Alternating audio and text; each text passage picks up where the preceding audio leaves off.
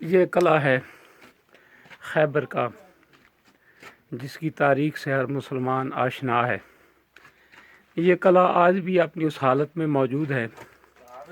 یہاں ہم مدینہ سے اسپیشل اس قلعہ کو دیکھنے کے لیے آئے۔ آپ دیکھ رہے ہیں کہ 1400 سال پہلی پرانی عمارات یہاں پہ موجود ہیں۔ یہ آپ دروازہ دیکھ رہے ہیں، آپ اندر یہ دیکھیں پرانی طرز تعمیر ہے، اور یہ آپ چھت ملاحظہ فرما سکتے ہیں کہ کتنی پرانی چھت ہے جو آج بھی موجود ہے الحمدللہ۔ اب ہم اس کے اندر آ گئے ہیں۔ آپ ملاحظہ فرما سکتے ہیں کہ یہ سامنے نیچے کھجوروں کے باغات ہیں، ان کی رہائشیں تھی پرانی، اور پرانی رہائشیں تھیں ان کی۔ یہ نیچے آپ اندازہ لگا سکتے ہیں خیبر شکن نے، سبحان اللہ۔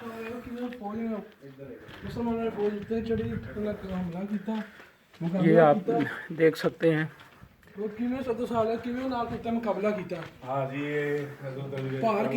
یہ اعظم چشتی صاحب ہمارے سامنے سے گزر رہے ہیں، محمد شہزاد صاحب، جو ہمیں اپنی گاڑی پہ بٹھا کے یہاں پہ لائے، ان کے شکر گزار ہیں۔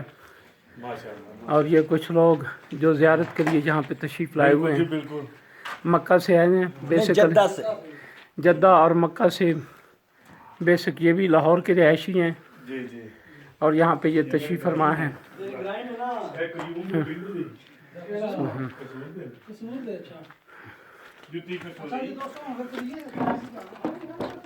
مختلف راستے ہیں جو نکلتے ہیں۔ یہ آپ دیکھ لیں کتنا پرانا قلعہ ہے۔ مرحب کو فی النار کیا تھا حیدر کرار نے، سبحان اللہ۔ یہ آپ دیکھتے ہیں میرے ساتھ،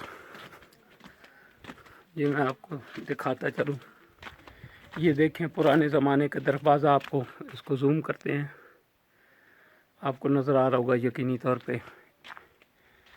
یہ پرانی عمارات ہیں، بہت پرانی، اور ان کے آگے پھر راستے ہیں۔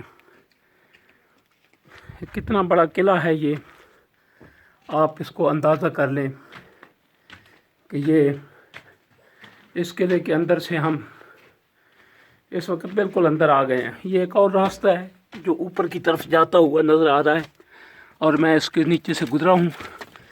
اب اس سے آگے ممکن اس لیے نہیں ہے کہ بہت اینڈ ہو جاتا ہے آ کے یہاں پہ۔ محمد افضال سنی صاحب میرے ساتھ اس وقت موجود ہیں، جن کو حیدر کرار علی علیہ الصلوۃ والسلام کی وہ جگہ جہاں 39 دن فتح نہ ہو سکا خیبر، پھر میرے مولا آئے، یا علی ادرکنی فی سبیل اللہ کا جب نعرہ لگا تو علم اس کے ہاتھ میں دیا گیا، جو مرد تھا،